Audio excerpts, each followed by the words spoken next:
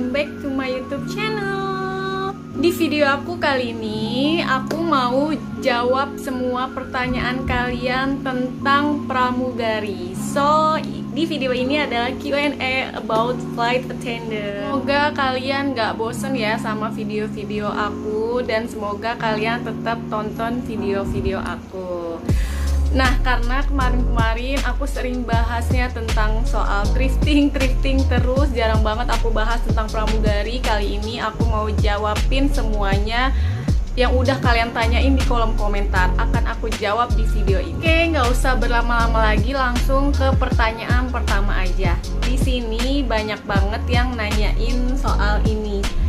Kak, kalau misalnya daftar nggak bisa bahasa Inggris gimana? Kak, aku mau coba tapi aku nggak bisa bahasa Inggris, itu gimana? Jadi gini ya, aku mau tekenin sekali lagi bahwa kalian itu harus bisa berbahasa Inggris. At least itu basicnya. Jadi percakapan basic, perkenalan diri itu kalian harus bisa.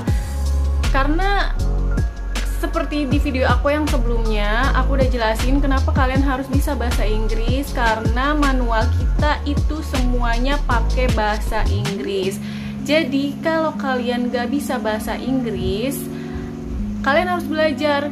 Kalau kalian sudah bisa, baru kalian daftar. Daripada kalian daftar tapi gak ada persiapan apa-apa, itu menurut aku lebih baik jangan daftar dulu. Kalian belajar dulu bahasa Inggris. Kalau kalian ngerasa udah lumayan bisa, baru kalian daftar.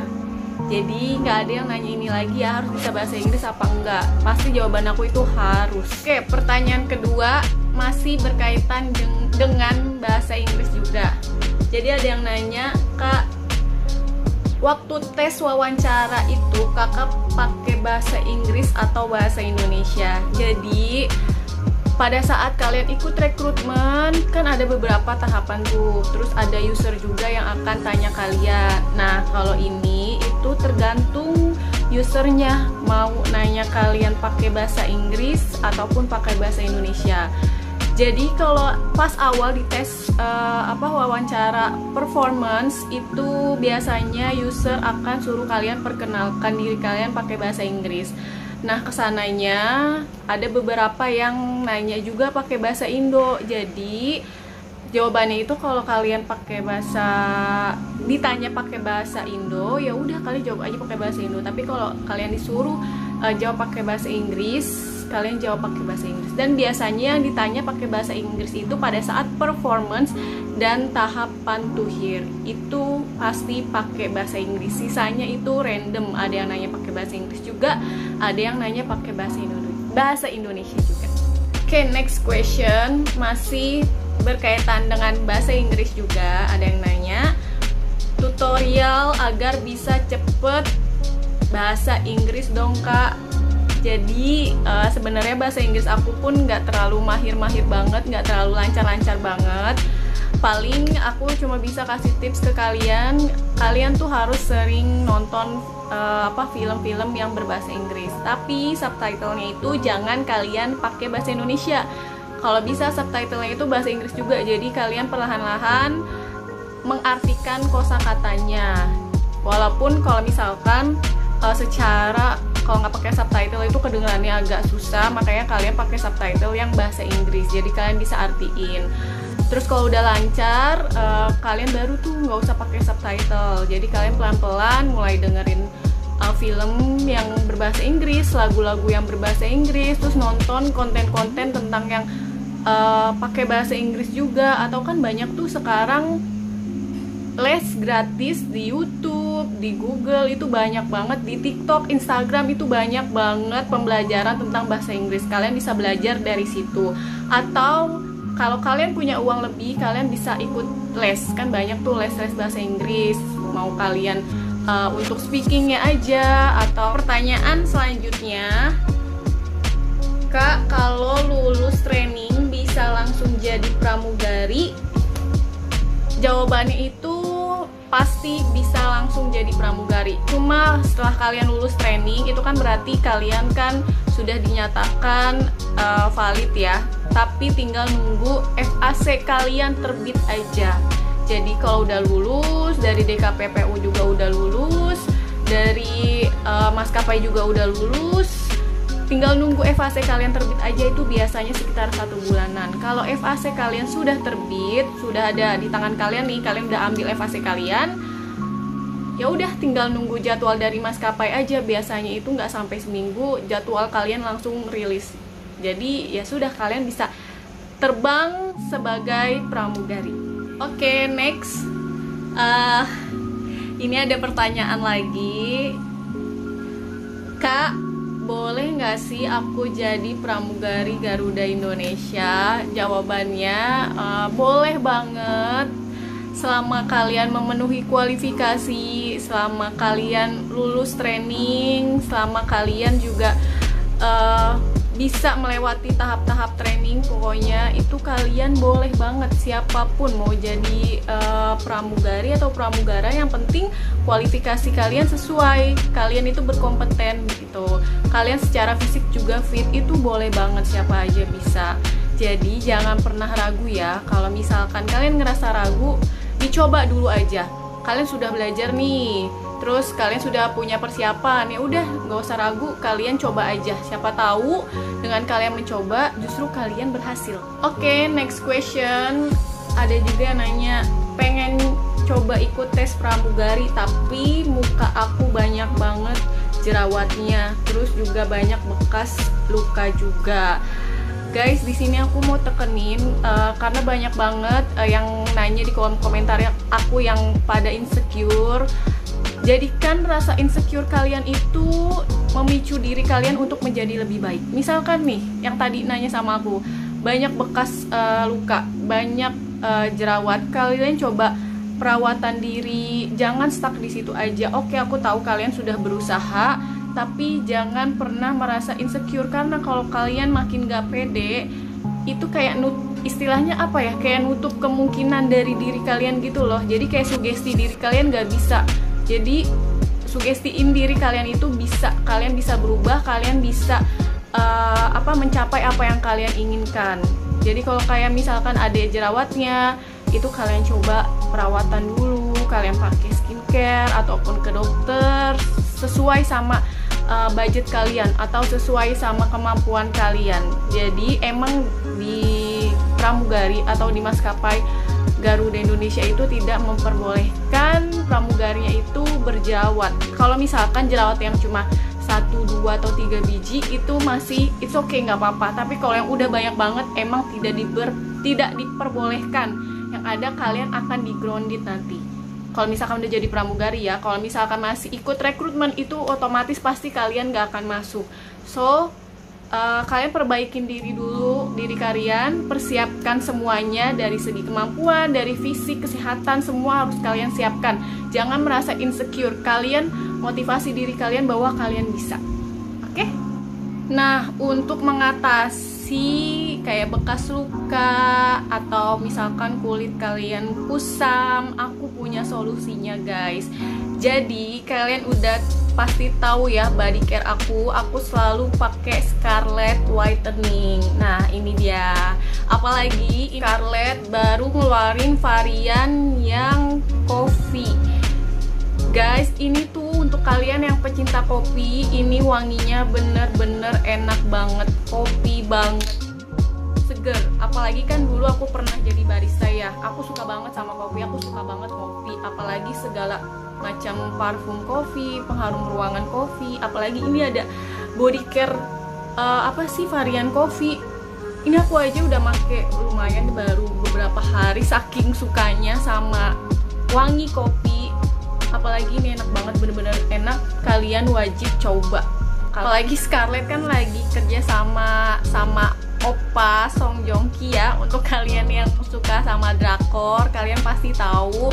Dan tara, aku dapet stikernya si Oppa. Nanti yang ini akan aku tempel sih di buku harian aku. Di sini sih dia ganteng banget sih. Jelas nggak guys? Nah, jadi kalian akan dapetin itu.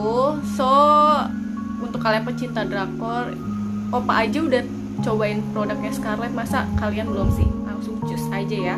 Dan di sini untuk kalian nih yang punya bekas luka atau kulit kalian agak kusam, ini ini kalian bisa banget pakai ini karena bahan dasar produk Scarlett ini ada glutathione dan vitamin E, itu udah pasti bisa menghilangkan atau menyamarkan bekas luka-luka kalian. So, apalagi kalian pemakaiannya itu secara rutin ya, jangka panjang, itu pasti kalian bisa bekas-bekas lukanya itu bisa hilang.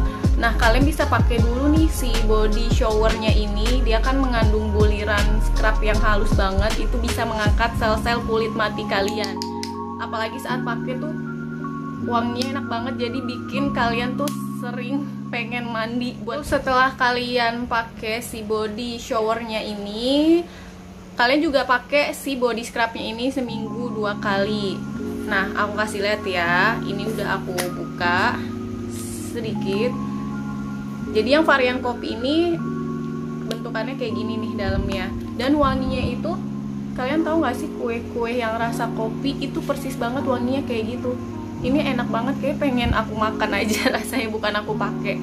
Jadi ini kalian pakai seminggu 2 kali karena si scrubnya ini bagus banget untuk kalian, untuk badan kalian, kulit kalian ini mengangkat sel kulit mati dan juga bisa mencerahkan. So, yang tadi kalian ngerasa nggak pede karena ada bekas luka, bisa dicoba nih body care Scarlett. Nah, setelah kalian pakai body shower dan body scrubnya, kalian jangan lupa skip yang paling penting, yaitu body lotionnya. Ini karena Scarlett belum punya yang varian coffee, mungkin aku berharap semoga nanti Scarlett ngeluarin lotion yang varian kopi juga. Itu aku yakin banget pasti wanginya enak dan makin cinta aku sama Scarlett. Jadi ini aku pakai punya aku yang varian Freshie. Ini langsung kita coba aja ya, nggak usah banyak-banyak, segini aja. Aku pakein di lengan aku yang sebelah sini, sebelah kiri. Ini bisa langsung kelihatan hasilnya. Aku sering banget sih soalnya review si Scarlett ini karena saking cintanya gitu sama Scarlett. Makanya aku nggak bosen-bosen ngeracunin kalian, apalagi kan kalian pengen nih punya kulit cerah, bekas lukanya memudar. Ini bisa banget kalian pakai. Tuh, kalian lihat, langsung kelihatan kan hasilnya. Karena produk-produk Scarlett ini sudah BPOM, terus sudah halal juga, dan not tested on animal, jadi aman banget untuk kalian coba. So, itu solusi dari aku untuk mencerahkan kulit kalian dan memudarkan bekas-bekas luka. Jadi kalian bisa dicoba ya. Langsung beli aja di official store Scarlett, jangan beli di tempat lain ya, takutnya nggak ori. Balik lagi ke Q&A pramugari. Next question, ini juga ada yang nanya, Kak, kalau alis aku nyambung bisa nggak jadi pramugari? Terus juga ada yang nanya, Kak, kalau kaki aku bentuk X bisa nggak jadi pramugari? Jadi menurut aku kalian coba aja, karena sebenarnya mungkin kalau untuk alis itu masih bisa, karena kan nanti ada yang namanya training appearance ya. Nah, kalau menurut instrukturnya harus dicukur ya, kalian mau nggak mau harus cukur. Tapi kalau untuk kaki yang bentuk X itu aku kurang tahu karena itu bukan ranah aku. Nanti itu masuknya biasa di medical check up atau pada saat interview pertama performance, itu biasanya nanti si user akan ngeliat secara kalian keseluruhan, fisik kalian keseluruhan. Nah, untuk standarnya aku kurang tahu, jadi saran aku dicoba aja, siapa tahu itu rezeki kalian, kita nggak ada yang tahu. Jangan pernah minder dulu, jangan nggak pede dulu, apalagi kalian sudah punya persiapan yang matang, itu kalian coba aja, jangan pernah ragu. Oke? Pertanyaan selanjutnya ini juga paling banyak ditanyain dan juga sebenarnya udah aku bahas di Q&A pertama aku, tapi aku jelasin lagi ya di sini.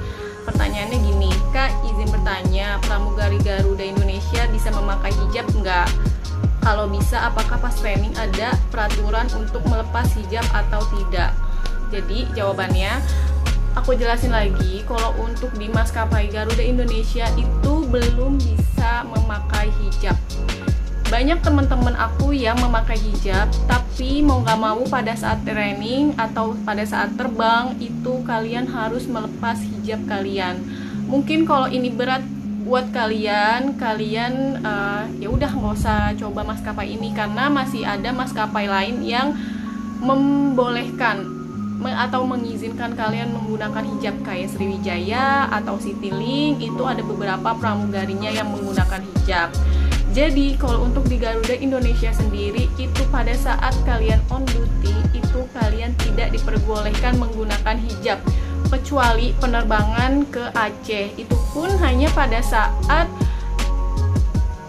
mau menurunkan penumpang atau pada saat penumpang naik ke pesawat aja, dan hijabnya pun nggak yang full bener-bener tertutup, itu kayak semacam shawl doang yang dipakai gitu. Jadi kalian bisa pikirin lagi nih, kalau untuk kalian yang memakai hijab, kalian bisa pertimbangkan lagi, kalian rela nggak melepas hijab kalian pada saat kalian on duty atau pada saat kalian mengikuti training, karena memang seperti itu peraturannya. Aku mau nambahin satu hal lagi terkait hijab ini. Jadi kalau di Garuda Indonesia itu ada penerbangan memakai hijab, yaitu penerbangan haji, dan itu pun hanya di musim haji. Jadi kalau untuk penerbangan reguler itu belum bisa. Jadi untuk kalian nih misalkan masih ragu, kalian bisa ikut cobanya yang penerbangan haji aja. Tapi ya paling gitu, terbang pada saat momen haji aja. Kalau lagi nggak ada, kayak sekarang nih pandemi, nggak ada untuk berangkat haji, ya udah kalian nggak akan terbang gitu sih. Dan juga paling sama kalian jika terbang ke Arab atau ke daerah-daerah Saudi Arabia itu, dan selama di penerbangan pun nggak pakai hijab, cuma pada saat kalian stay di Arabnya itu kalian menggunakan abaya. So jadi jelas ya terkait hijab ini. Oke, next question. Ada juga yang nanya, tapi ini terkait Citylink. Kak, kalau di Citylink training bayar enggak? Jadi sebenarnya pada saat aku ikut rekrutmen Citylink itu hanya sampai tahap pantuhir, jadi nggak sampai medical check up dan juga nggak sampai training. Aku kurang tahu infonya, tapi setahu aku temen aku ada yang masuk sebagai pramugari Citylink. Itu waktu pada saat aku ikut rekrutmen, temen aku masuk dan aku enggak. Dan infonya dari temen aku itu untuk training itu nggak ada bayar sama sekali. Jadi mungkin nanti kalau Citylink buka rekrutmen lagi, itu kalian bisa coba tuh. Karena kayak pertanyaan terakhir ya guys, ini ada yang nanya, Kak, kalau maksimal tingginya itu berapa ya? Soalnya aku masih 16 tahun, tapi tinggi aku udah 171 cm. Takutnya nanti pas mau ikut rekrutmen, tingginya melebihi. Wah, ini sebenarnya aku kalau punya tinggi kayak kamu, aku mending coba sebagai modeling aja. Karena lebih, bisa lebih go internasional ya kan? Jadi jawabannya itu maksimal tingginya itu 172 cm untuk yang wanita. Minimal tingginya itu 160 cm. Dan kalau untuk laki-laki minimal tingginya itu 160, maksimalnya aku kurang tahu, kalau nggak salah 180-an. Jadi kalau udah untuk melebihi kapasitas atau melebihi standar tingginya dari ketentuan maskapai, ya pastinya itu nggak akan lolos. Mungkin segitu dulu ya aku jawabin pertanyaan-pertanyaan kalian tentang pramugari. Mohon maaf jika ada pertanyaan kalian yang belum aku jawab, tapi pasti akan aku jawab di kolom komentar walaupun nggak di video ini. So, sebelum aku mengakhiri video ini, aku mau kasih informasi penting banget untuk kalian nih akhirnya yang ingin menjadi pramugari. Maskapai Emirates itu buka lowongan atau buka rekrutmen untuk cabin crew sebanyak 3.000. Jadi kalian bisa langsung coba aja, kalian kunjungi Instagramnya Emirates, kalian buka, terus biasanya tuh di profilnya itu ada link untuk ke website resminya, kalian buka langsung coba di situ. Dan juga untuk maskapai di Indo, setahu aku beberapa bulan yang lalu, nggak tahu masih open atau enggak, maskapai Super Airjet itu juga buka lowongan. Jadi untuk kalian nih bisa langsung yang udah mempersiapkan diri, bisa langsung coba ikut rekrutmen atau enggak langsung kirim CV kalian dan foto kalian. Oke, Jadi segitu dulu video dari aku, lumayan panjang ya guys. Semoga kalian gak bosen nontonnya, kalian tetap nonton setia video-video aku. Dan juga kalian kalau punya saran nextnya aku bikin video apa, kalian bisa tulis di kolom komentar. Jangan lupa di like, komen, dan yang belum subscribe sekarang ya guys. Sampai jumpa di video aku selanjutnya, bye bye.